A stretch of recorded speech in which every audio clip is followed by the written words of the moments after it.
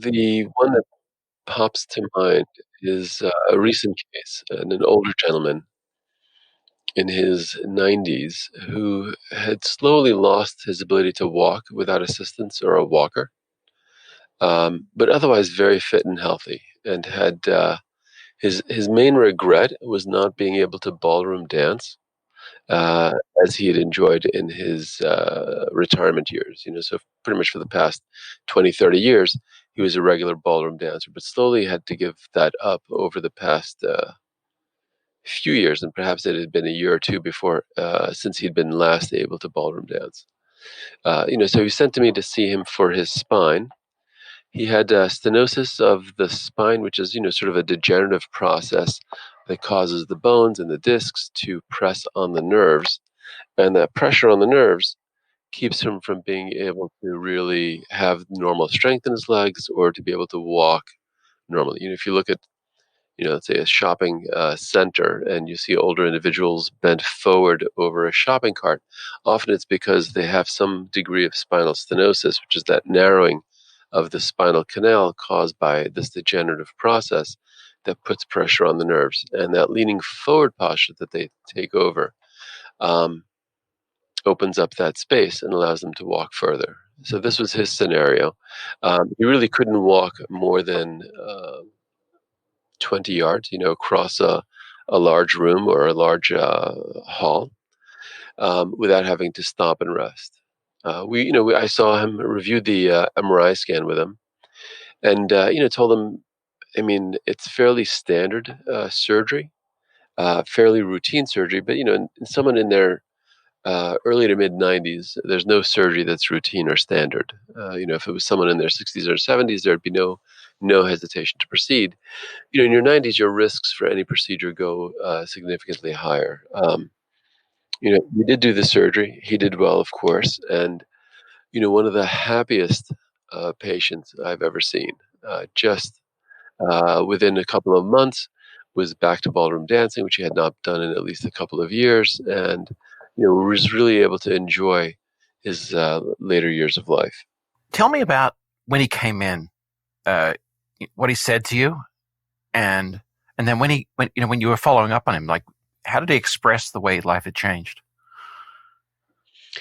So mostly you could see it in his face. When he came in with one of his children. I forget if it was a daughter or a son. And he's fairly depressed. He did not want to be there. He did not think that there's any hope for him to recover his functions. He figured it at early to mid 90s. This is just his lot in life, and that this was really a waste of his time. But on the encouragement of his children, came to see me.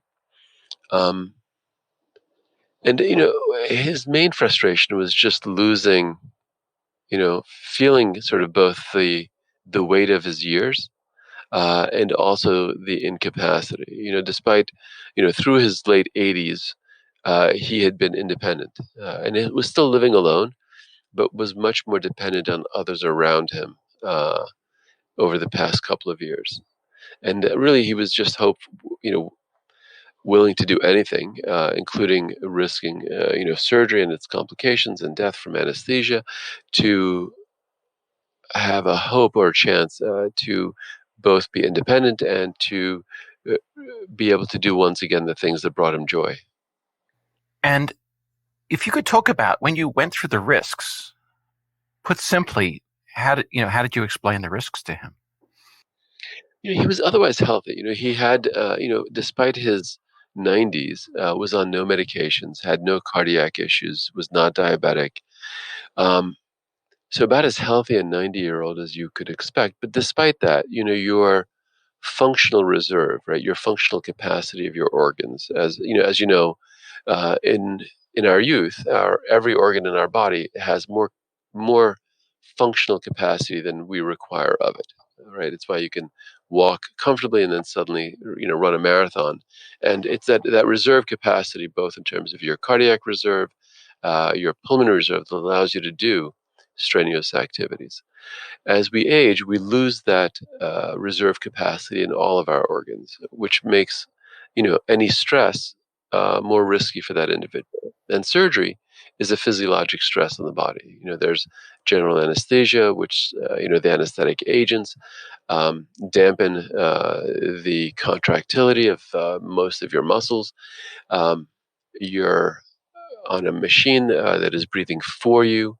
There's the stress of the surgery itself on cardiac function.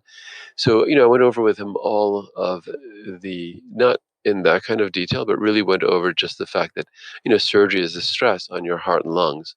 And although I would not recommend the surgery if I did not think you could get through it well, certainly your risks for a complication or death from the surgery is higher than normal. And what about the specific risks of the surgery itself? I mean, whenever you do a spine surgery, paralysis is a risk.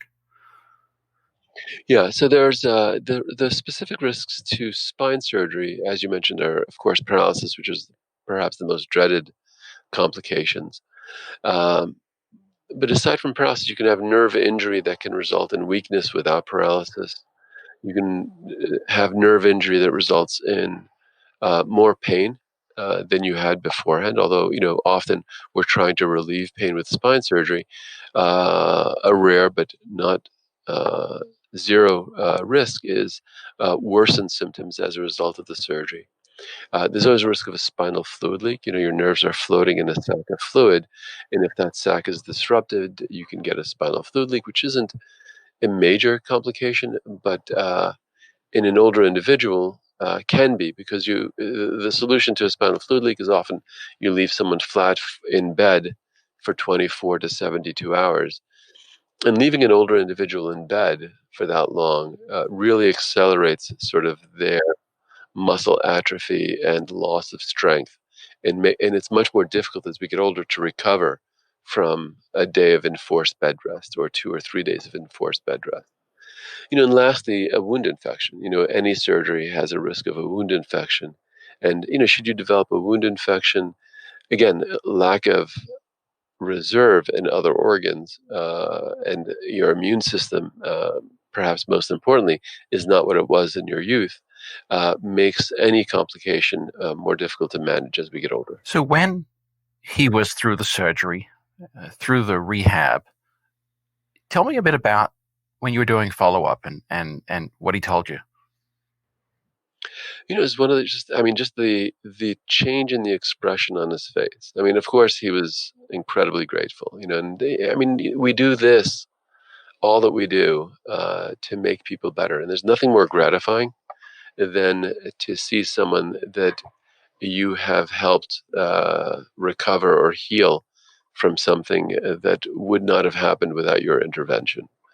Um, So one is, the most obvious was just the way he walked. You observe them walking into the examination room, and just, there was a spring in his step. It's hard to really describe that that joy that he had just walking.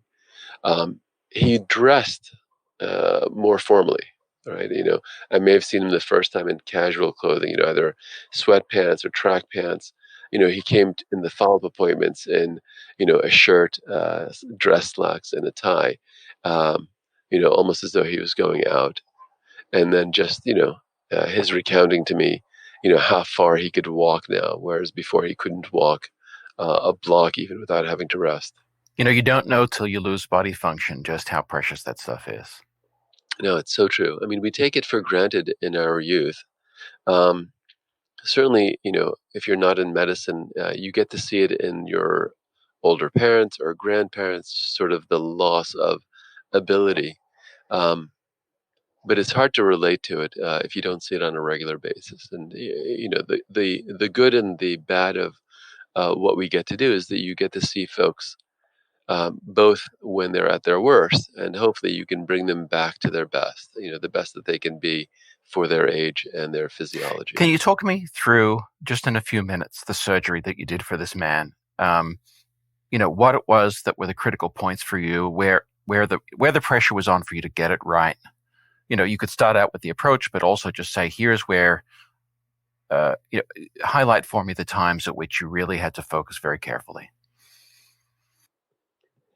So, the surgery it's the low back, so it's lumbar spine, lumbar spinal stenosis, which is a narrowing of the spinal canal, and it's often at the lower two or three segments of the spine. In his case, it was at L3, L4, and L5. There are five lumbar vertebrae.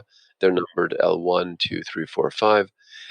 In order to open up the canal, you do what's called a laminectomy, where you remove the back portion of the canal and convert what's sort of a tube structure, right, the spinal canal, into a trough. And the nerves that are floating in the sac are just free with no bony cover on the backside. People are always asked the question of, is that safe to do? And are the nerves more at risk as a result of removing that bony structure? And the answer is no. This is an operation that's been done for decades now, and I don't know of any documented cases of unexpected injury as a result of having had that done. The the getting to the spine, number one, you want to make sure that you're at the right level. So often we start with, once the patient is in position, they're on their stomach, you're making sure that there's no pressure on the abdomen, so that the venous outflow from the abdomen or the lower half of the body is not compromised, because that can contribute to more bleeding during the surgery. So you want to make sure that their abdomen is free. You want to make sure that they're in a comfortable position, and that they're under general anesthesia. We sterilize the skin. We get an X-ray to verify the levels. Once you make the skin incision, then you work in this plane between the muscle and the bone to peel the muscle off the bone, essentially. You recheck once you're exposed, once the bones are exposed to the spine, you recheck the levels with an X-ray just to verify that you are where you think you are, or where you want to be. And then the bones are removed, and they're removed with, we talked earlier about that high-speed drill. The bones are removed with a combination of cutting instruments that are designed to bite bone, as well as a high-speed drill designed to shave the bone off of the sac that contains the nerves. And the sac that contains the nerves is similar to that membrane inside the eggshell that contains the egg yolk. And just like you don't want to be damaging the membrane around an egg and get egg yolk all over your stuff, you don't want to damage the membrane that contains the nerves. Because that can result in a spinal fluid leak. And really, that's the portion that's perhaps the most stressful during the surgery, making sure that you get the bones off and the nerves free. The nerves are not just contained within that central canal, they also come out these channels called the foramen on the side of each segment of the vertebral body. So you have to follow the nerves as they come out of that channel to make sure that you've released any pressure on the nerves. And then doing that without injuring the nerves, doing that without getting a spinal fluid leak, doing that without removing too much bone. You can remove too much bone, which damages the joints in the back, which then can cause instability, which then requires a fusion operation. And we do lots of fusions because often it is necessary. In this individual, it was not necessary, and I certainly did not want to put him through a longer operation than required. So what's the moment where, and I'm sure you've got a heightened level of attention throughout, but what's the moment where things really pick up mentally for you? It's really when you're at the bone dura, or thecal sac, that sac that contains the nerve. That bone dura interface is when you really start paying attention to make sure that you're not causing a CSF leak in an older individual. Two is really when you're, again, removing the bones, but here when you're getting close to the joints, to make sure that you remove enough bone that the nerves are free, but not so much bone that you compromise stability.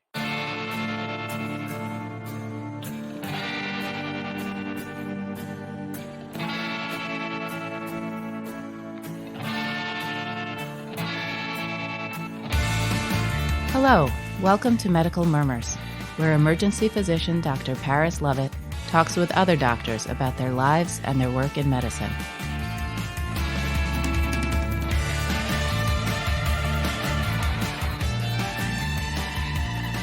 Hello, and welcome to Medical Murmurs, where I, Paris Lovett, chat with other doctors about their lives and their work in medicine. My guest today is Dr. Jack Jallo. He is a neurosurgeon and spine surgeon who practices at the Jefferson University Hospitals in Philadelphia. Dr. Jallo, welcome to Medical Murmurs. Good morning. Thank you. So I always like to start by asking a little bit about your early life. So, I grew up in North Jersey, the child of two blue-collar parents. My father was an electrician. My mother was a seamstress. Neither of them had gone to college or university, and I was their eldest child. Their main lesson to me, or I guess advice to me growing up, was to focus on academics, wanting me to be well educated and not to be a laborer as they were.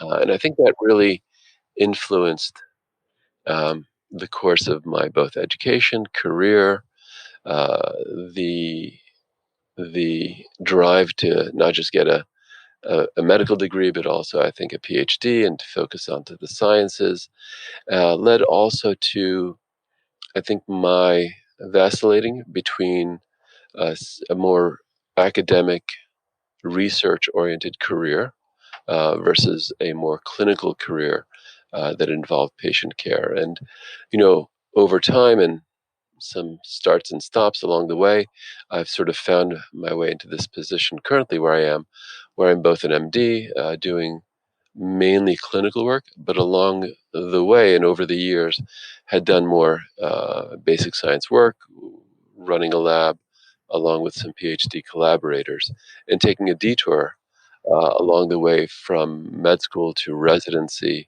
to within residency to reconsider my path in terms of clinical neurosurgery or clinical medicine and doing a PhD within the middle of a residency program, taking a little bit of a pause from clinical work, getting a PhD, then realizing that really I enjoyed the clinical work and getting to take care of patients in a way that I didn't appreciate while I was in the thick of it, but certainly began to miss when I was mainly managing or working in a lab. Tell me a little bit more about your parents and why it was that you think they emphasized academics so much. They worked very hard. We grew up relatively lower middle class, I guess, would be the most appropriate sort of stratum. And they saw, or they thought, I think, that education was the path towards a better life. And I think that they just wanted, they didn't know obviously what it was that they were asking or hoping for, but they saw their own situation and thought that education was a path towards a more fulfilling, I guess, career, work, family. Um, I don't think they realized or could realize that, that path.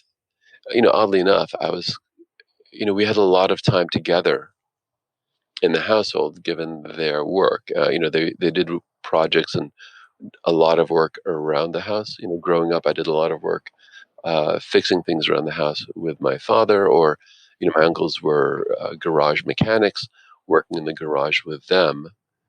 Oddly enough, here I am, much better educated than they could have imagined.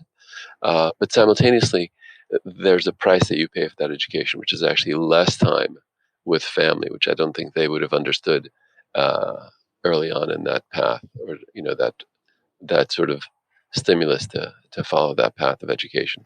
So, do you know how to wire a house? So oddly enough, I don't.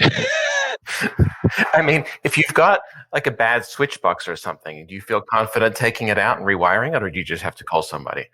I would call somebody now. I mean, at the time, I could have. I could have, disassembled a car engine, reassembled it. But this is decades ago now.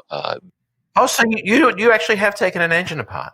So I worked, in high school. I worked in a garage, and although I was not ever very good at diagnosing what the issues with the engine were, but once, my uncle owned the garage. Once he would identify what the problem was, he would say, take this part out and replace it or rebuild it.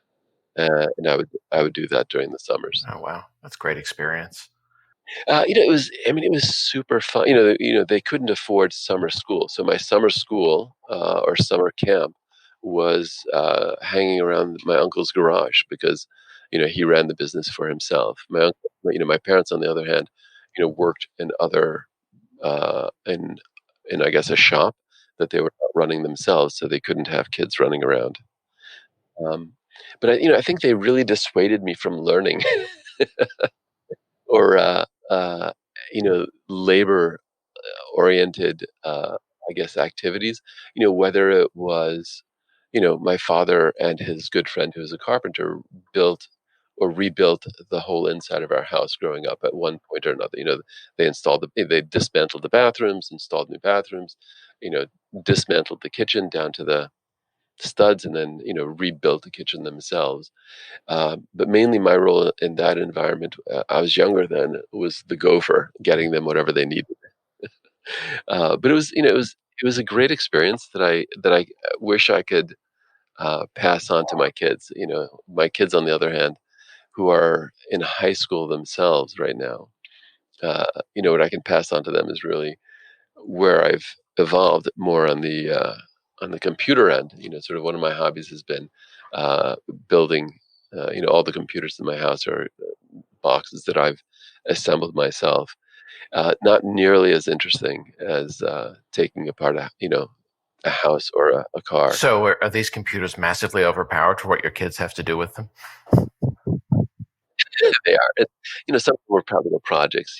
Taking building a what's called a Hackintosh, which is a using PC parts, assemble a box, and then installing a Mac operating system in that box, which is sort of just a fun exercise that sort of works most of the time. But it would certainly be easier just to buy a Macintosh computer. That said, it is a learning experience, I think, both for myself and for them to learn how to, both put the parts together and then also how to manipulate the software so it does what you want it to do.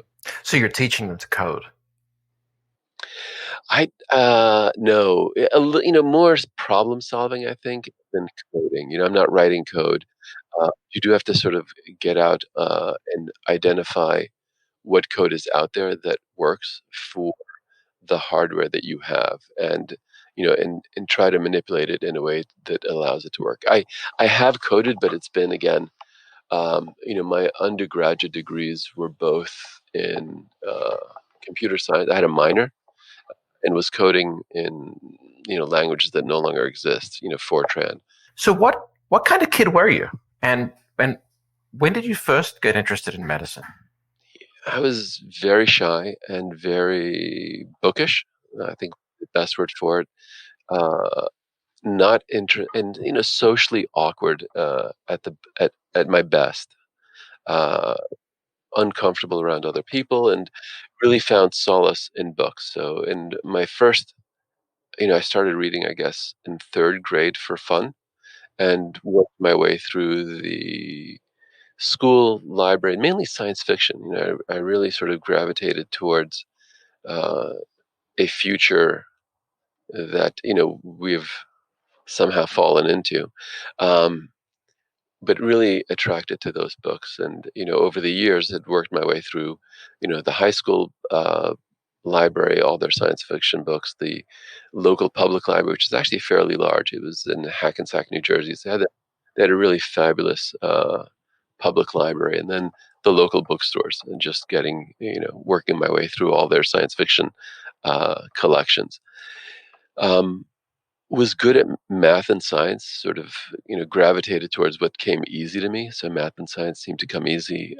Thought, there were some people in my extended family who were engineers. So going to university, I thought I'd end up in something science oriented. Um, was a math. I started out as a math, science, maybe chemistry major. I was playing around with a variety of options, and fell into medicine. I mean, I hate to say it by chance, but almost by chance. I hadn't really considered medicine until I was in university, and my roommate, who was a good friend from high school, whose father was a physician, applied to an early um, an early decision program or application at George Washington University. It was the first year they were doing it, and they took sophomores. As a sophomore, you could apply without having to take the MCATs. And, I applied with him because he was doing it, and we got in. And nothing else really caught my fancy. I completed a degree in. It was a mixed degree in both animal as well as plant biology. So I ended up with what was mainly a plant biology degree. No, sorry, an animal biology degree, which ended up with a zoology. So I'm technically a zoology major. Um, but mainly that was just driven by my own interests. I also ended up getting a minor in philosophy as well as chemistry, and just enjoyed learning, and got fascinated with philosophy in the workings of the mind. And I think it was really in those philosophy classes in university that I really became fascinated with um, the mind. And that translated in medicine. Once I got into medical school, into neuroscience, and sort of the duality of sort of the brain versus the mind. And that took me towards, sort of, I really enjoyed. I found in medical school all the electives or the courses that dealt with the brain. Whether it was psychiatry, we had a fantastic psychiatry program at GW. Whether it was neurology, we did our neurology rotations in a neurocritical care unit, and I realized there that I was more interested in uh, environments where people were critically ill, and then by chance ended up doing an elective in neurosurgery. Um, it was a 2-week elective, and it was just that it changed everything for me in terms of the appeal of medicine. I think before that 2-week elective in neurosurgery, I was struggling to figure out what appealed to me above and beyond just sort of the brain and the study of the brain. I enjoyed psychiatry, and but found out I was not personality-wise well suited to sitting and listening, and that was also an issue with neurology, feeling that I couldn't really intervene in a way that um, felt it had a strong impact on patients. And I think the big appeal of neurosurgery is just how critically important that moment in their life was, and that the rest is, I guess, history after that. I ended up, sort of fascinated with neurosurgery and just the acuity of the illnesses and the impact you had on patients' lives. Yeah, I mean, I can think of, as a generalist, of course, I'm an emergency physician. I can't think of too many things that require a procedural intervention from a neurosurgeon that do not seem very significant in someone's life. No, yeah, absolutely. Whether it was,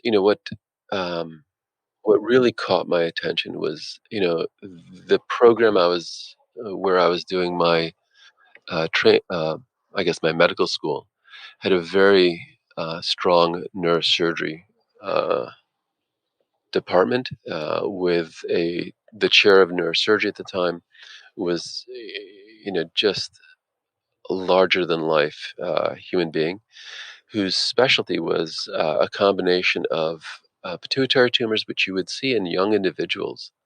Um, and they would come in with severe illnesses, about to lose their vision, and they would go to surgery. He would take out this pituitary tumor, and their vision would recover to normal. Or there would be a vascular anomaly with an aneurysm that had ruptured, someone who was critically ill, uh, with a mortality rate that at the time was almost 50%.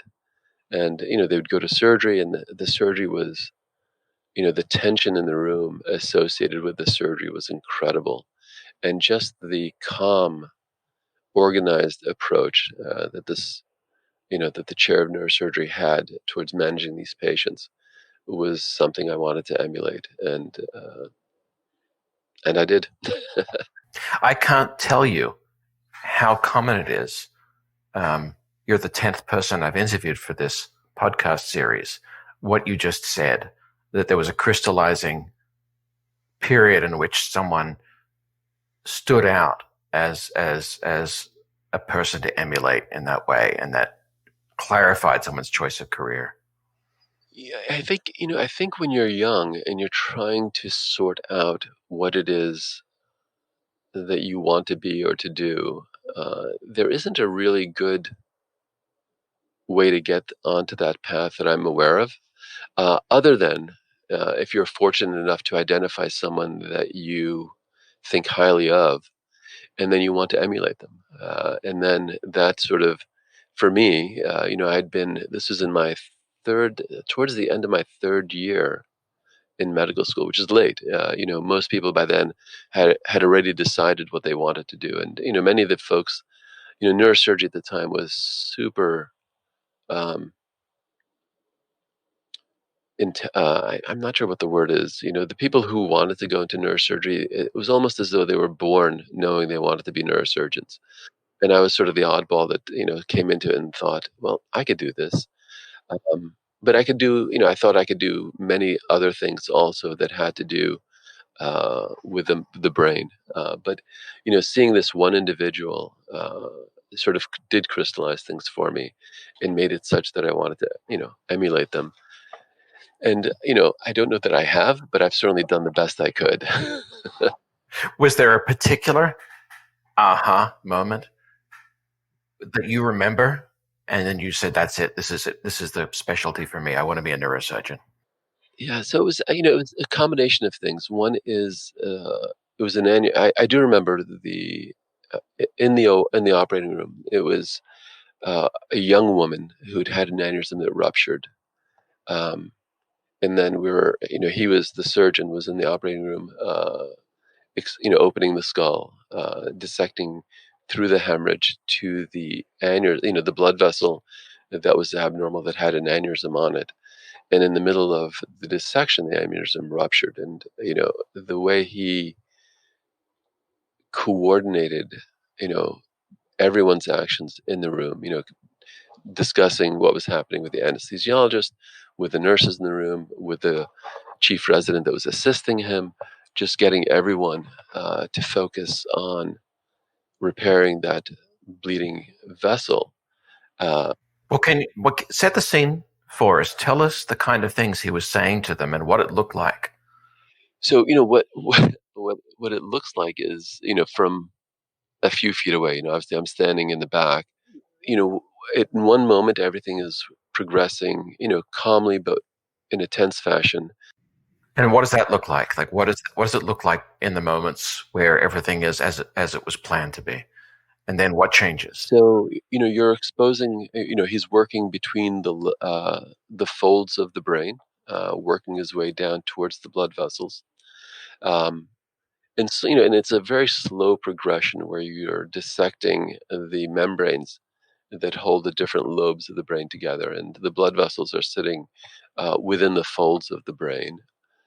And as he's doing that dissection, he's discussing what it is that he's doing, so that, and he's working under a microscope. The assistant surgeon, who was the chief resident, can see what he's doing because he's also looking through the microscope with him. The microscope has two heads to it, so they can both see and work together in the dissection. The nurses are looking at a monitor. There's a television monitor in the day that they could see what was happening, but it's not as good as actually looking in the microscope. You lose sort of that depth perception. And certainly the anesthesiologists are behind the screen, maintaining the patient's blood pressure, temperature, oxygenation levels.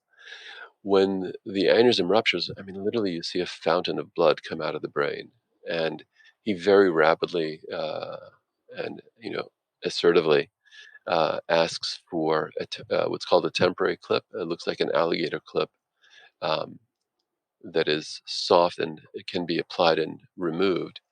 And the nurse fumbles to get the clip on correctly, and he very calmly reassures her that you really need to get this clip on as quickly as possible for me to applied to this bleeding vessel so we can stop the bleeding. Concurrently, he lets the anesthesiologist, who may not be able to see what he's doing, lets them know that there's been a large hemorrhage occurring, and asks them to get blood in the room so they can resuscitate the patients, because you're losing a lot of blood very quickly when this happens.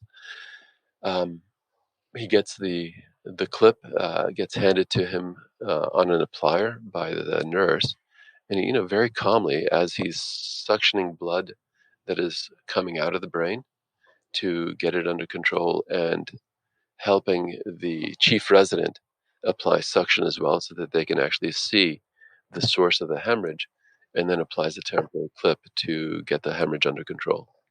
So when you've got sudden bleeding in the abdomen, I mean, I know that surgeons will pack and pack and pack off quadrants so that they can see what on earth is going on and get control of it. What do you do in a situation like this? So, unlike the abdomen, or most of the rest of the body, one of the sort of dogmas of hemorrhage control is tamponade, right? So, if you cut yourself, you're told, or in basic first aid, to apply pressure and to elevate it so you reduce the outflow of blood. And that applies to most of the body. It doesn't work in the brain. You can't really tamponade the brain, right, without damaging it. So in the brain, what you do when you've got a hemorrhage like that is to try to suction the blood out of the way so that you can see what the source of bleeding is. And if you can identify the source of the bleeding, you can put pressure on the blood vessel itself, right? So if it's a vein, you can generally control venous bleeding by just applying some pressure on the vein itself. If it's an arterial bleed, which is what an aneurysm is, it's an arterial blood. It's the force of the blood is such that it's hard to apply enough pressure to make it stop. And then what you end up using are these specially designed clips that go and close off the blood vessel, right? The risk there is if you're closing off the blood vessel, not where it is abnormal, but where it is feeding the abnormality, and you're also closing off the blood supply to the normal brain when you do that, right? So you have a limited amount of time that you apply what's called a temporary clip to allow you to find the rent in the artery, and then to try to reconstruct the normal flow of blood around that rent without allowing it to continue bleeding. So the temporary clip gives you a little bit of time to allow you to repair the rupture in the wall of the aneurysm, and then you remove the temporary clip so that you don't cause a stroke. And I think for non-doctors, we have a popular image that someone who's shot in their leg can bleed out, or someone who's shot in the chest or abdomen, for instance, or stabbed in the chest. We have an image of a lot of blood coming out of those areas, but I don't know that people realize quite how vascular the brain is and how much blood flow there is. It's an organ that needs a lot of blood flow, and it can bleed as good as a chest any day. Yeah, no, that's true. I think most neurosurgeons don't appreciate. 20% of your cardiac output, 20% of the blood that's coming out of your heart is going to your brain. And you can certainly, when you have a carotid rupture, bleed to death fairly easily. And the internal carotid is the carotid artery, which comes from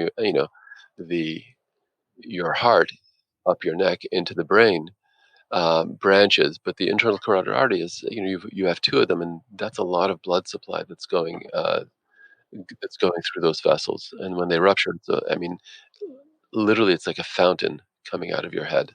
Right. We see the external carotid a lot in movies. Like in The Grifters, there's a famous scene where John Cusack's mother accidentally smashes a glass into his neck, and it starts pumping out. But it's the same vessel. So I'd forgotten that movie. So take me back just a little bit. about medicine. You're saying you were in college before you even thought about it. Is that true? That is true. I really thought I'd, going to university. No one in my immediate family had gone to college or university. So it was really, and what I knew is that I was good in, like I said, math and science, right? I was focusing on the sciences.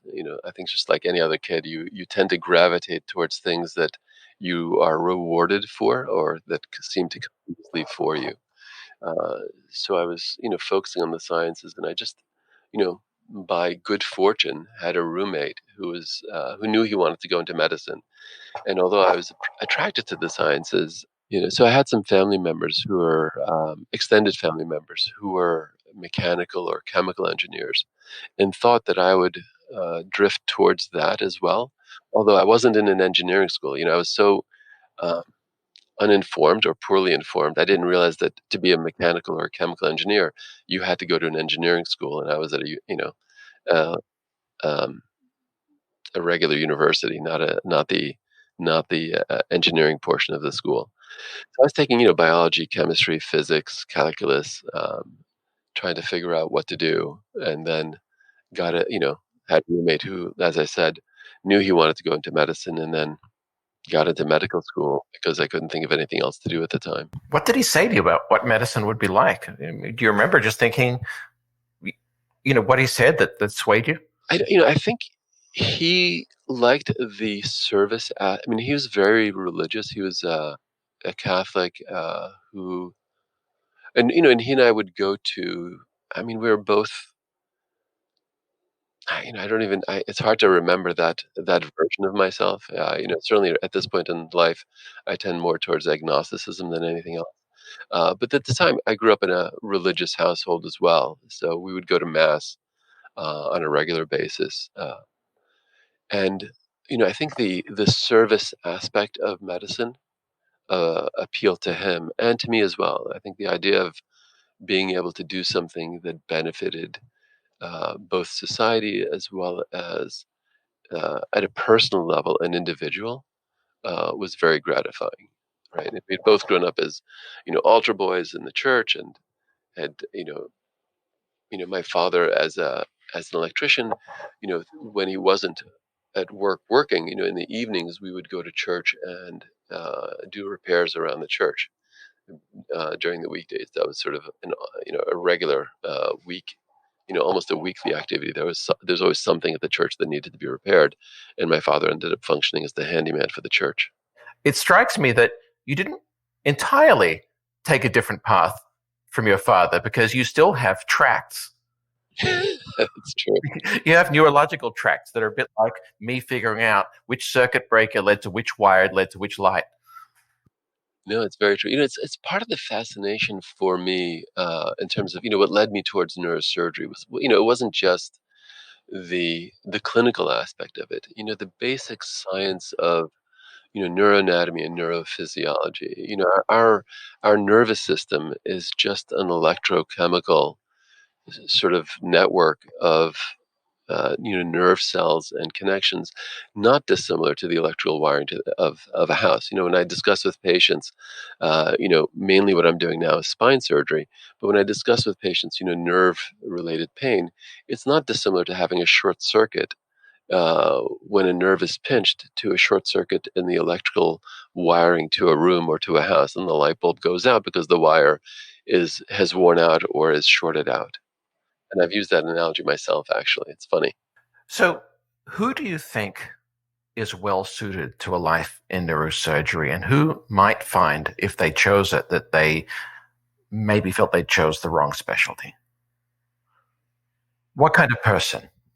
Yeah, I think the specialty has evolved, a lot over the past 20 years. Certainly when we were training, there were no limits on work hours, and you pretty much, as a neurosurgery resident, because it's a relatively small field with critically ill patients, you spent a lot of time uh, in the hospital taking care of patients. I mean, it was not uncommon for me to spend 120 hours in the hospital in a week.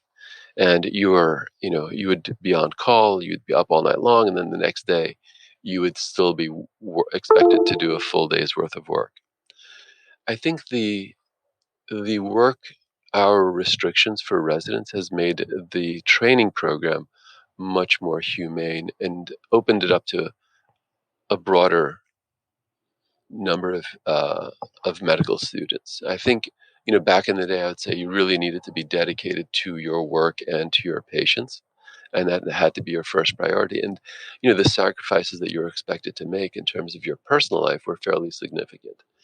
I think that's still the case. I think neurosurgery residents are still some of the hardest working residents in the hospital, and the illnesses that you're taking care of are are very significant or life changing for the patients that you're treating, and you have to be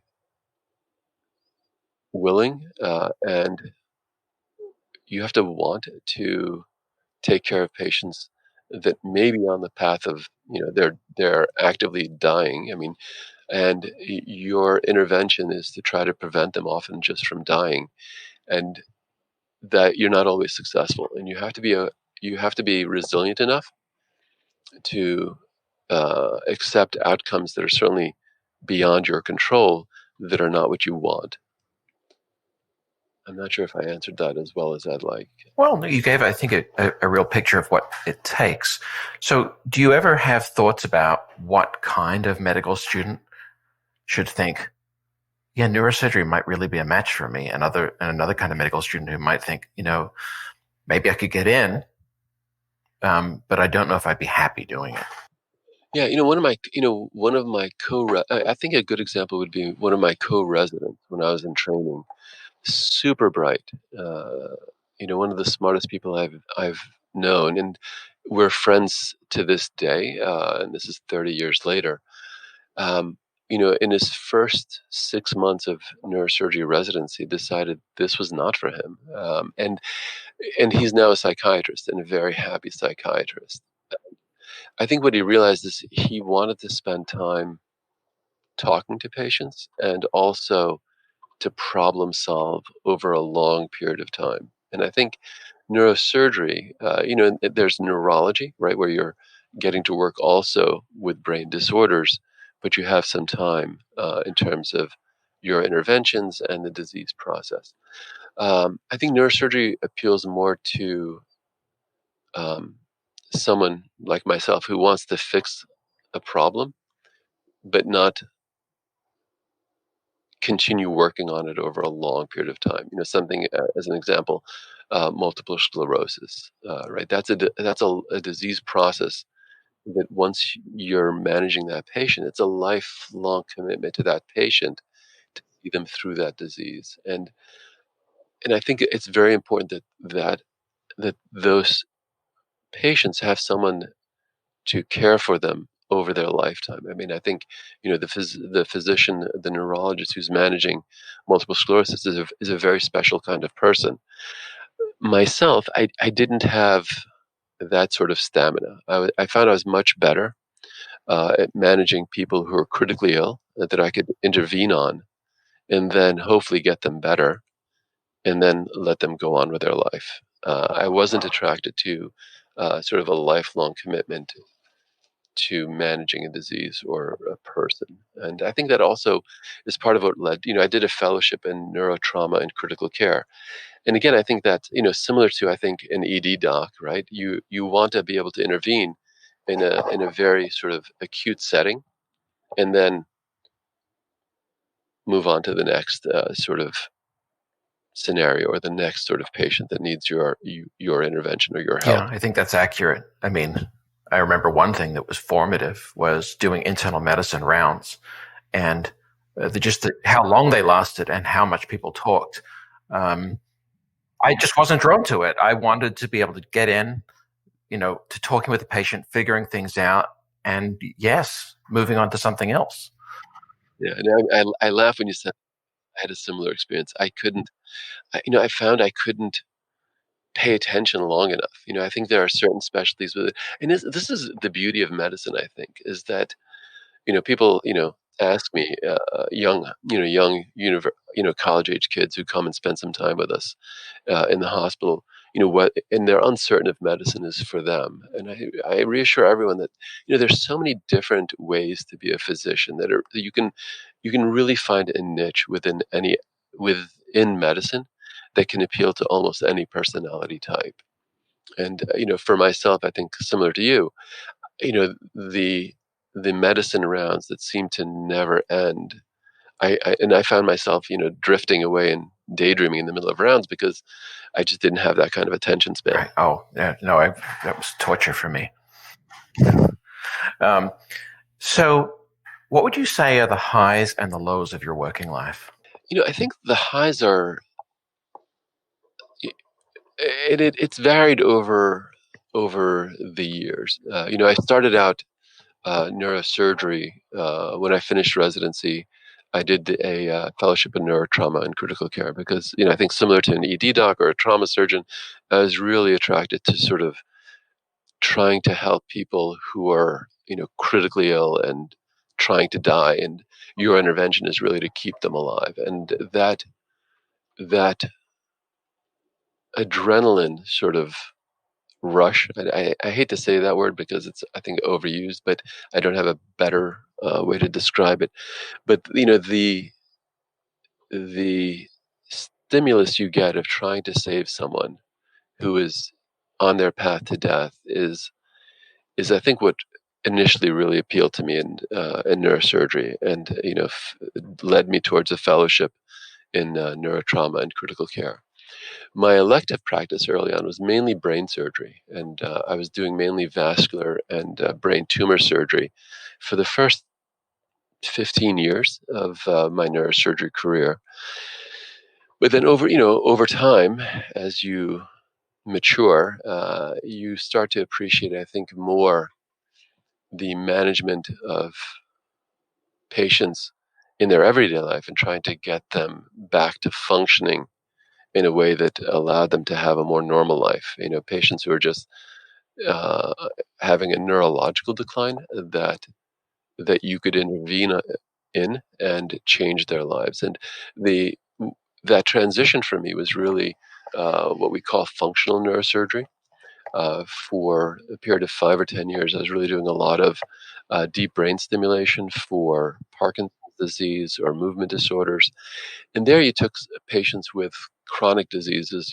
My uncle had Parkinson's disease, and saw the decline of someone in their what should have been their prime or their golden years, taken away from them by a disease that really progressed slowly and isolated them from society. My uncle was a priest, and as his Parkinson's progressed, he was ashamed to um, perform the mass service because he couldn't get his tremors under control. And I think and certainly I wouldn't treat him, but I sent him to a good friend of mine in New York, and he was evaluated for a deep brain stimulator. Unfortunately, he did not qualify, but that's part of what really appealed to me is trying to give people back their functional abilities as they aged, as we all do. Um, and then, most recently for the past 10 years, my practice is really focused more on spine surgery, taking individuals whose, spines have deteriorated to the point where they really can't walk, and the ability to give people back the ability to walk and function independently in their, really their golden years, is very gratifying. So, with spine surgery, it isn't just the ability to walk. I mean, there's also bowel and bladder and sexual function. Yes. Yes, and and pain. I think the pain is what really limits people. But of course, once you get into bladder, bowel, and sexual functions, that tends to be more urgent surgeries, right? So, a patient that comes in with incontinence because of a nerve or spinal cord that are under pressure, those tend to be relatively urgent surgeries. And I've done a handful of those over the past few weeks because that's really the only surgeries because they're urgent surgeries that we're doing despite sort of this COVID restrictions that we're all under. We're not doing any elective surgeries at this point, but every week there's 2 or 3 patients that require spine surgery because the pressure on the spinal cord or the nerves is both affecting their strength. Patients that are becoming slowly paralyzed from spinal cord compression, or it's affecting their ability to control their bladder, bowel, or sexual functions. Can you walk me through one of those cases that left an impression on you? The one that really comes to mind is a younger woman who had um, a tumor in the spine that was pressing on the nerves, and she was young, and it stood out just because she was, you know, super active, very athletic, very young, but was slowly becoming disabled by the pressure both on the spinal cord and the nerves in her neck, and she had um, a relatively benign tumor, but it's a tumor that is of the bone. It's a giant cell tumor of the bone, that it's important that you remove all of the tumor. Otherwise, it tends to come back, and every time it comes back, it becomes more difficult to achieve a cure. And this was a two-stage operation where we came in at first from the back of the neck to remove uh, the tumor and the bones that it was growing in and get pressure off the spinal cord. But then to make sure that we got all of the tumor out, we also had to come in a staged fashion on a separate day from the front of the neck to go in and remove the vertebral body and reconstruct the spine. And it was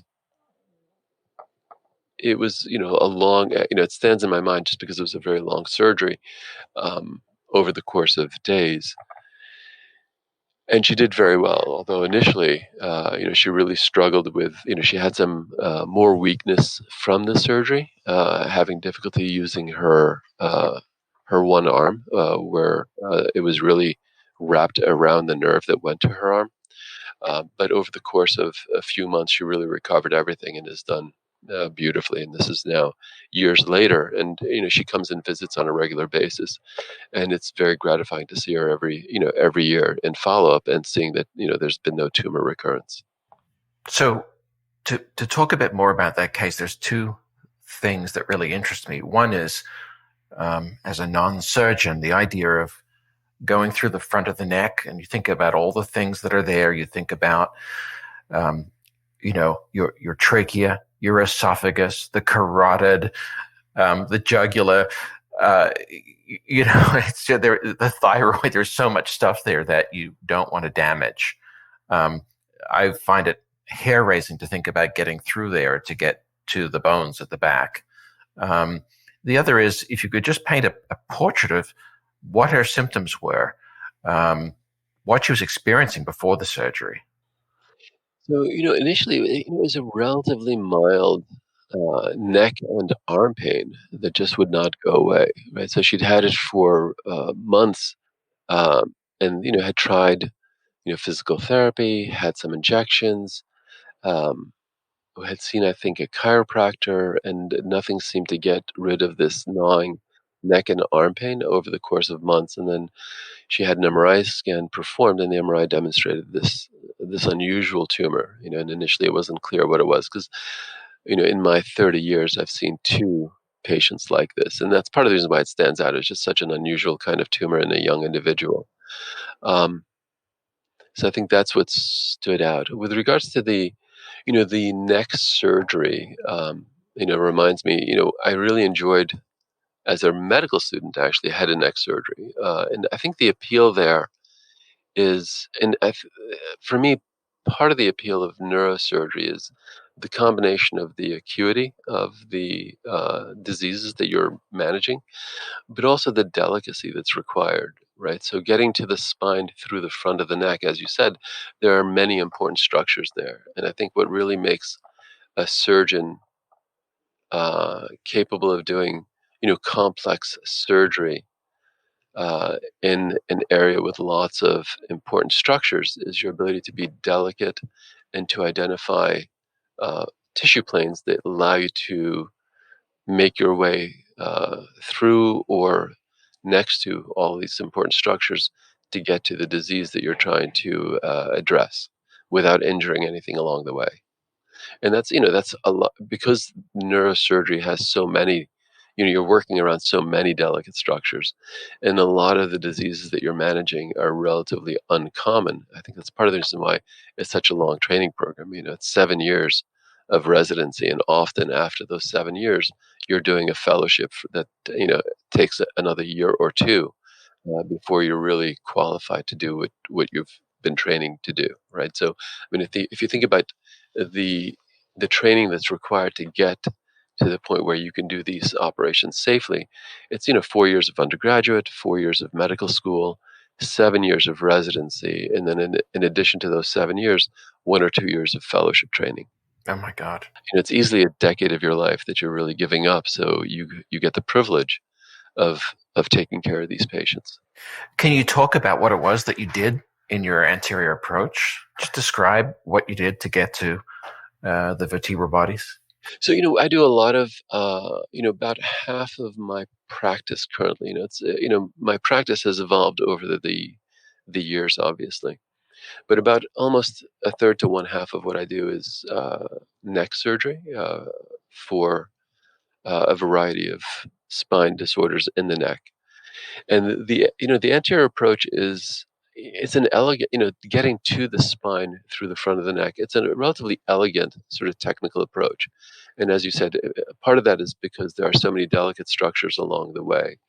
The key to it is really what makes it go well is that you avoid all the delicate structures. There are these tissue planes that allow you to go from the skin all the way to the bones of the spine without disrupting any normal anatomy, right? And let me jump in and just make a comment for non-doctors about tissue planes. If you can imagine trying to take the shell off an egg without leaving any pieces of shell, and then taking the white off the yolk without leaving any pieces of yolk on the inside of the white. In other words, cleanly dividing between layers. I think that's an analogy for tissue planes in surgery. Is that fair? No, that's a great analogy. Another one is sort of the tissue plane, if you think about it in terms of animal tissue, right? It's that clear white membrane that is between or that encases the muscles. Although your egg analogy made me recall, one of the training sessions we had when I was a resident is when we had these new high-speed drills come up to become available for use in surgery. One of the exercises that they had you do with the drill was take a raw egg and have it, sort of sitting in a stand, and then you take a drill, and the exercise was to drill off the eggshell without disrupting the membrane Oh, wow. underneath. Oh, wow. Because if you disrupted the membrane, obviously you had egg yolk all over you. And that membrane, of course, resembles the membranes of the brain and cord. Yes. Ah, okay. Now I see it. Well, I'll let you get back to the anterior dissection. Yeah. So, you make the skin incision, and usually it tends to be a horizontal incision going from side to side because that tends to heal the best. It has the least amount of tension on it, and often the scars on the front of the neck are invisible after a year. Once you get through the skin, then you have a thin muscle layer called the platysma. That's one of when you grimace, it's the muscle that causes your neck to contract, or you see a muscle contracting underneath the skin. So we split the platysma, and you then dissect it free a little bit so you can reapproximate it when you are done with the surgery and are putting things back together again. Once you get past the platysma, though, you're really just going in between everything, right? So the first thing you do once you get past the platysma is identify a muscle called the sternocleidomastoid muscle, which is what connects your sternum to your mastoid process. It's the muscle that really allows you to turn your neck from. It's one of the major muscles that allows you to turn your neck from side to side. You want to go just in front of that muscle, and you gently dissect along the anterior or front border of that muscle until you get to the carotid and internal jugular. And there you want to feel them. You want to make sure that they are not in front of you, that they stay along that muscle, right? So you want to make sure that your carotid is to the side where the muscle is, and then you're slowly pushing or dissecting a plane that allows your trachea and esophagus to to stay on the other side of that muscle, right? So you're working in this plane between your major blood vessels and that major muscle, the sternocleidomastoid muscle, and opening up that space and pushing the esophagus and the windpipe or the trachea in the other direction. And in a relatively short period of time, it takes 15, 20 minutes maybe, you find yourself on the spine. And then once you get to the spine, there are muscles along the spine that you peel off of the spine a little bit to allow you to place retractors. That's the first time you really place a retractor into the neck, and that holds everything open for you, and that allows you to do the work that you need to do. Wow. So interesting. So can you talk to me about some cases that have stuck with you through the years? Either because you felt, you were struck by the impact on the patient, or because it left a big impact on you? There's good ones, and then there's ones that didn't work out as well as you would like. Yeah, it'd be good to hear about both. And also, do you have a hard stop at 9? Yes, unfortunately, I have a clinic that starts. Okay. And we can always pick this up on another if that works for you. Yes, that'd be great. One of the ones that has really stayed with me in a negative way was a younger gentleman who was in his late 30s, early 40s, who had a daughter who was maybe 9 or 10. And, he presented with a benign tumor of the spine, a meningioma growing inside the thoracic spine. And it presented itself with relatively mild weakness. So, I see him. He's already had the MRI scan done, and the MRI scan was done for a combination of back pain and a little bit of unsteadiness involving his gait. We see him. We do some further testing. We schedule the surgery, and we schedule the surgery, at a time that's convenient for him, as well as the hospital schedule. And the surgery scheduled, I think, 3 or 4 weeks after I see him. I see him once again just as a checkup 2 weeks or so before surgery. And, he seems to be doing fine. And then the week of surgery, I get a call from his wife saying that he had died. And it's a young man with wife and, an infant child, as well as this 9 and 10-year-old child, who died from a pulmonary embolus because he was in too much pain to move and experiencing some weakness, developed a blood clot in his legs that then went to his lungs and caused them to expire. And truthfully, that's tragic in and of itself. I think what really made it something that I can, that I still sort of regret years later was a letter from the daughter, who was 9 or 10 years old, where for, in her, I can still recall her handwriting, which is, the writing of a child who is in distress, essentially blaming me for her father's death. And, to this day, I'm not sure what I could have done differently or what I could have said differently to her to comfort her. And of course, I responded to her and to her mother, and offered condolences and regrets. But to that young child, I mean, this relatively benign, simple tumor changed the course of her life, and it's not something that I've ever been able to forget. Wow, it's a very sad story. I know, when I've had outcomes that haven't gone well, I go back and forth in my head. I go back and forth and say, well, maybe I could have done this, maybe I could have done that. And then I say, no, that's, from what you knew at the time, if you were given the same circumstances again, you wouldn't have done this or that. If you face the same circumstances tomorrow, things wouldn't be different. So you kind of blame yourself, let yourself off the hook, and go around in circles a little bit. No, and I can give you another. Unfortunately, one of the things about neurosurgery is you have to be willing to accept sort of tragic consequences of your actions.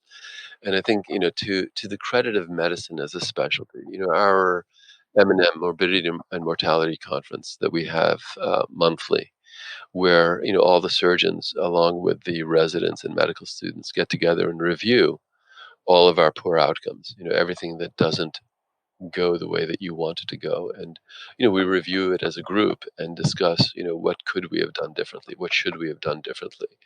What did we really misjudge or do poorly? And, a case where I actually did have a poor outcome based on a surgery that I did was, again, a younger woman who was in her late 30s, early 40s. She was a police officer, super active, played on a softball team, was sort of just one of the most remarkable individuals you would meet. Had a relatively unusual disc herniation in the thoracic spine. We don't often see thoracic disc herniations. And it had been partially calcified. The disc had some bony deposits within it, which makes it gives it a bony texture or a stiffness to it that makes it more difficult to remove.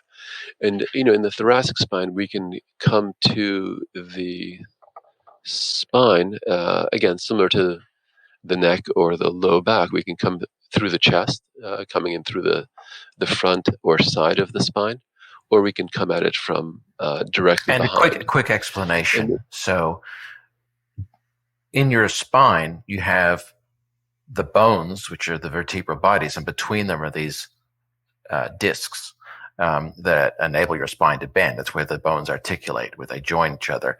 And those discs can slip. They can squash, and a part of the disc will push out, and it may push on the spinal cord or on a nerve. And so when people talk about a pinched nerve, that's often what they're talking about. And usually you get them in the neck or the lower back, but this is an example of the part of the back that is behind your chest. So, that was a really good summary of sort of spine anatomy. If you think about your spine, it's a series of joints. You've got the vertebral bodies, and the disc functions as the joint that allows it to move. And just like joints anywhere else in your body, the joints can wear out. And when the joints wear out in your spine, it's the disc often that's wearing out. And if it herniates or protrudes and is pressing on a nerve, that can cause some pain. If it's pressing on the spinal cord, that can cause weakness. And this young woman had pressure on her spinal cord. And, it's an operation I had done dozens of times and decided to do it, and we had discussed, doing it from the front, which is really a side approach that goes through, it requires that you collapse the lungs. You go in between the ribs to get to the spine. There are advantages and disadvantages to that. Mainly, I think it's a slightly more difficult recovery for the individuals, or you can do it straight through the back of the spine, right in the middle, and try to come off to one side or the other once you get to the bones of the spine. We decided to go through the back of the spine, and honestly, I thought the surgery had gone without any incident. But despite that, she woke up paralyzed, and it was, obviously devastating for both of us. Now, she did improve over time, and went from not being able to move her legs to being able to walk and to run. But she was left with enough clumsiness in her legs, or relatively less control in her legs than she would require to be a police officer, and really being a police officer was her passion in life. I mean, she loved doing it. It was what gave her life meaning. And the surgery whose intent was to give her or allow her to maintain that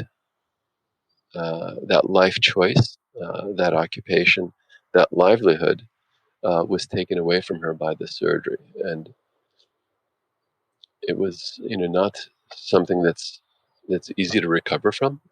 If you're the surgeon that is trying to, obviously make someone better or take away something that might make them worse or paralyzed. Certainly the risk of doing nothing was progressive weakness and eventual paralysis. And the goal of the surgery was to prevent that. Instead, it certainly precipitated all of that. What was it like when she woke up and in talking with her about it? I think initially it's just it's a huge shock to the patient, as well as the care team. But obviously for the patient, suddenly you cannot move your legs. And I think initially there's this disbelief that that's really what's happened. And then you go through this period of sort of denial, that you're not, that you can't possibly be paralyzed. And then there's this major depression that kicks in when you realize, yes, you are paralyzed, and no, you cannot move your legs, and no, you cannot, feel your bladder or your bowel when they need to go, and you don't have really control over them. Again, she was fortunate in that she did recover most of her functions. She regained control of her bladder and her bowels. She regained the ability to walk, but it was a 1 to 2 year process to get there, and it's a. Do you remember talking to her when the realization set in, when she had woken up, and maybe a nurse called you and said the patient's saying she can't move her legs or something like that? Yeah, I do, and mostly it's there are different ways to go to approach that. My own approach is just to really just be apologetic. Obviously my goal is to make people better, not to make them worse. And when they are worse, it's to some extent because things didn't go the way I had intended, or the outcome wasn't what anyone wanted. And I certainly apologize that here we are in a situation where she can't move her legs, and try to assure her that we had done the best that we could, or the best I could. And although she was paralyzed, she had some movement, some what's called flicker movement or minimal movement in her legs. So I was able to give her some hope that it should improve. All right, but you can't. I couldn't say that it would definitely improve, and in the moment, I couldn't tell her that she would definitely be able to walk again.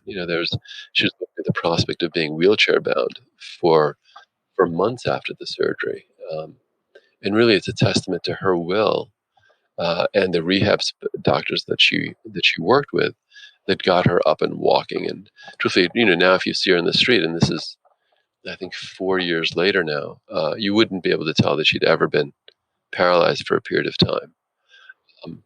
But she, despite that, despite her having done certainly the best I could have hoped for, given her initial paralysis, it still wasn't good enough for her to be a police officer, and she's still, permanently disabled from her occupation as a police officer. Is that because of it? Does that paralysis occur because of vascular supply?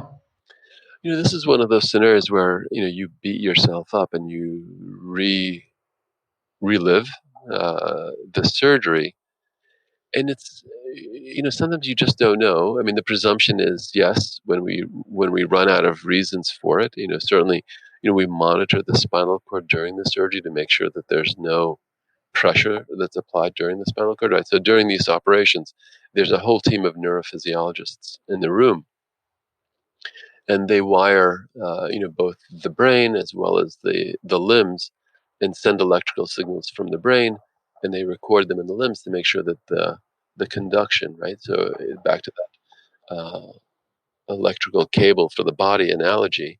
They're recording electrical activity through the spinal cord, and throughout the surgery, there's really no issue with that, right?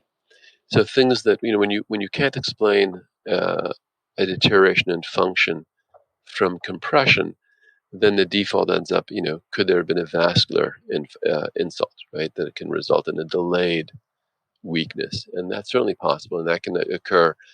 Once you've manipulated the spinal cord, it's more your ability to your body's ability to what's called autoregulate, to maintain a constant flow of blood and oxygen to the spinal cord can be compromised, and drops in blood pressure, right? So if she develops hypotension either during the surgery or after the surgery, uh, cause weakness or paralysis to develop. So, and certainly the surgery itself, as you're trying to remove the disc, you risk injuring blood vessels that also supply the spinal cord. So, any one of those things is certainly possible. And that's one of the things that we end up reviewing in our morbidity to mortality conferences. And then the other question is, should we have done the surgery through the chest rather than doing it through the back of the spine? Would that have resulted in a better outcome? And the dilemma here is that there's really not a right answer.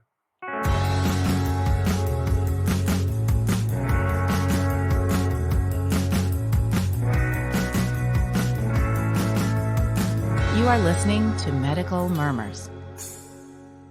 So, as an outsider, so I graduated from med school 27 years ago,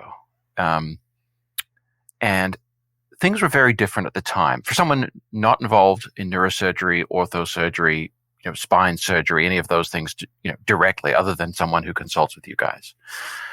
During my training, non-spine surgeons and some spine surgeons would say to me in a precautionary tone, there's no spine problem that surgery can't make worse. That was this sort of precept.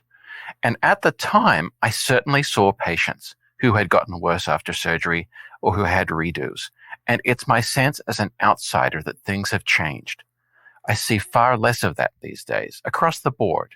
Whoever is doing the surgery, it's not just an operator dependent or discipline dependent thing. I just see fewer patients coming back from redos. I used to see people who had 4 redos, meaning they had a surgery, they didn't get the best outcome, they went back for more surgeries. And I don't seem to see that anymore. And I see more patients who feel they got a good result.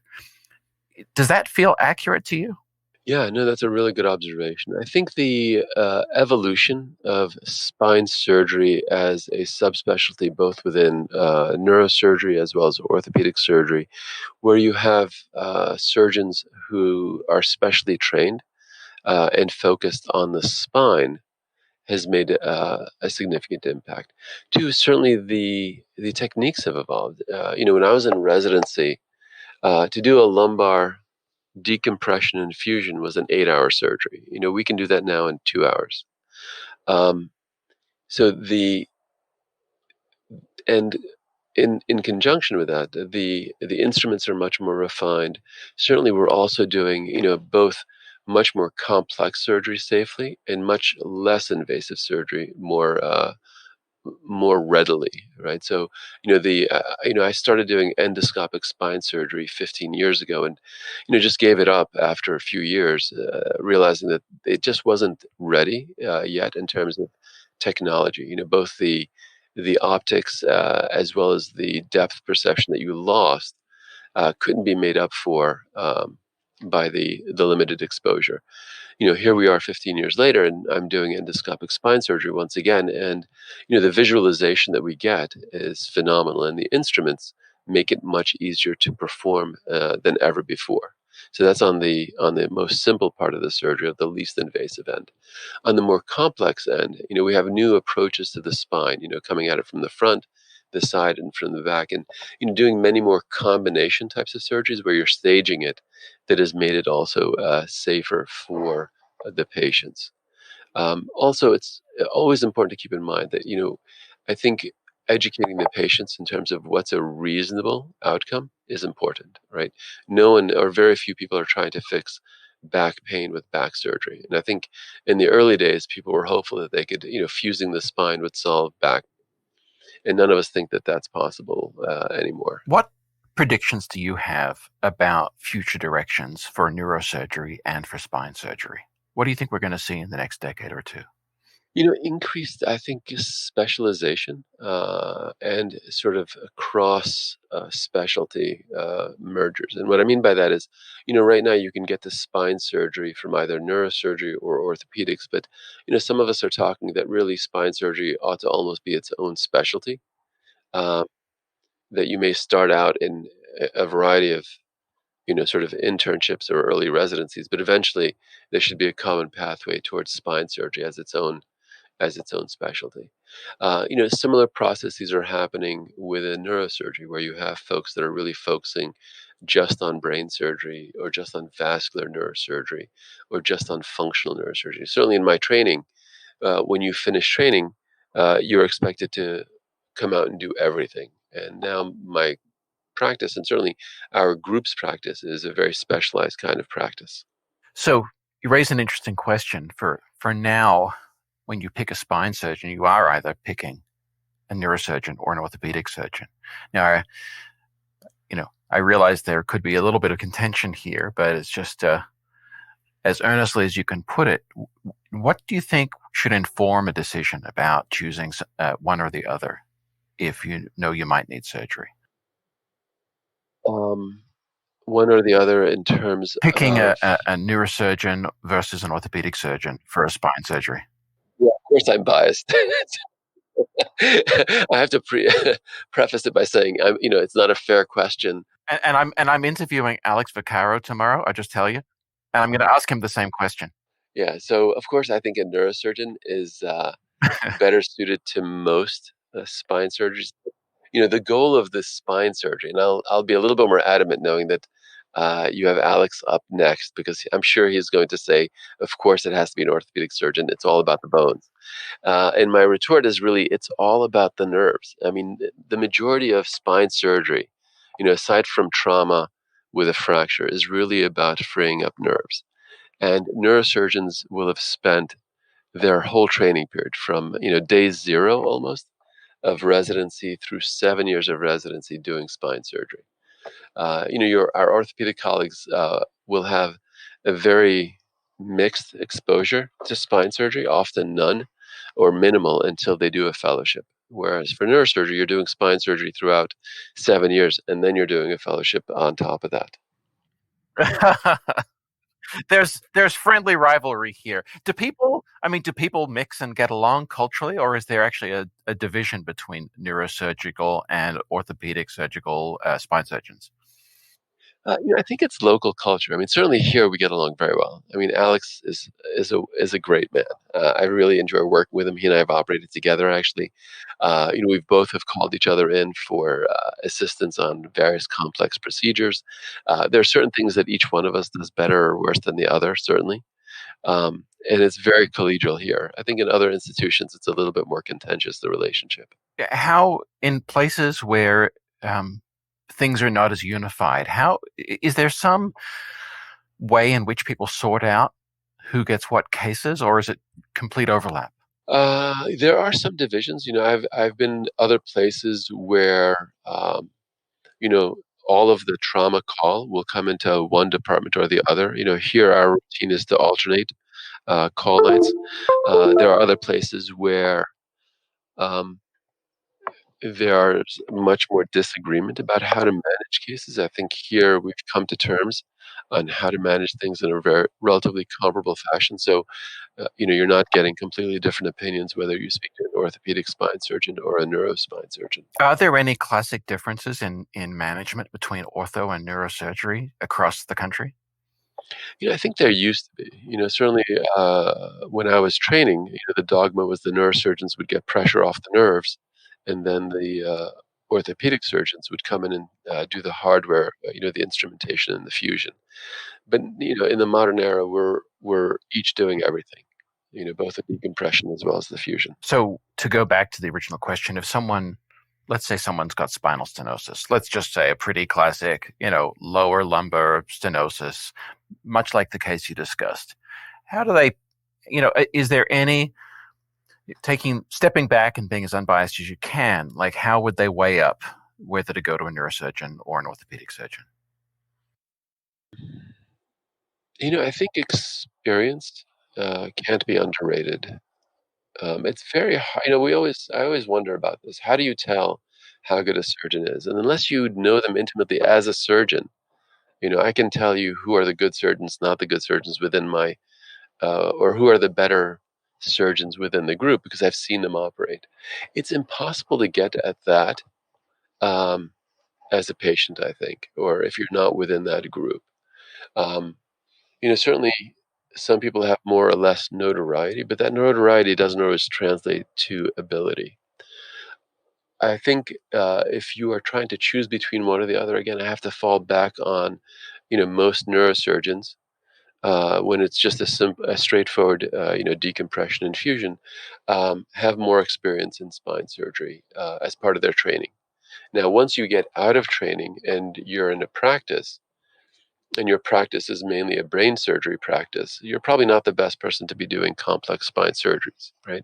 So I think it really depends on what that individual surgeon's special interest and focus is. And I think that's really the question to ask them is, are you a spine surgeon or are you a general neurosurgeon? Are you a spine surgeon or are you a general orthopedic surgeon who happens to do spine surgery occasionally? You touched on a really interesting question, which is the kind of car mechanic question.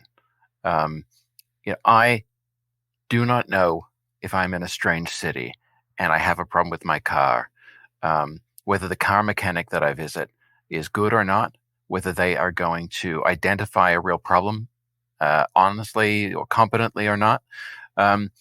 So if you were in a country that you're not familiar with, let's say you're visiting France, and you get a severe central prolapse, right? And it just needs to be worked on, and you can't fly home for it for some reason. You don't know people locally that you can reach out to. How would you set about trying to work out who to have do your surgery? I think one is ask them, is this a common surgery for them, right? If they've never done it before, you don't want that person. If they've done hundreds of it, they're probably okay doing it. So one is just how often they do it, and two is, are they trained for this? And then lastly, word of mouth. If there's any way to ask around what others' experience with that surgeon is, right? If you're in a foreign country, that might be more difficult to do. But I think, people do develop a reputation within their local environment, similar to your car mechanic. That car mechanic that you may take your car to will have a reputation, and ideally, you'd want to talk to other folks who've been to that car mechanic. And you want to make sure, if you happen to have a Maserati, that they've actually taken care of a Maserati before, and they're not busy taking care of, Toyotas all the time. Right. Or in my case, a Honda Pilot.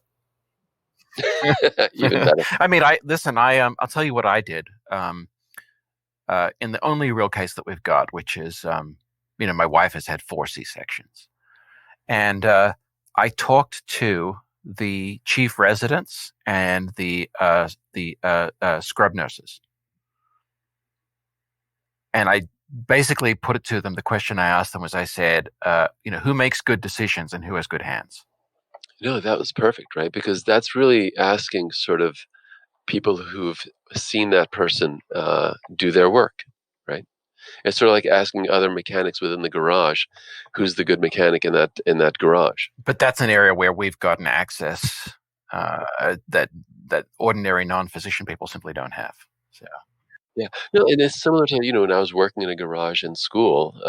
Everyone knew who the best mechanic in that garage was. He was just phenomenal. He had like an innate ability to get engines working again that no one else could figure out what was wrong with them. Well, I imagine I've got to free you up. You're going into a case. So I would like to say, Dr. Jack Jallo, thank you so much for appearing on Medical Murmurs. Great. Thank you, Paris. It was a pleasure. This is Medical Murmurs. If you're a medical student or just interested in medical careers, there is another episode with the same guest, where we focus on career questions such as how best to get into a specialty and develop a career. It's called Medical Murmurs Medical Student Edition. Check it out.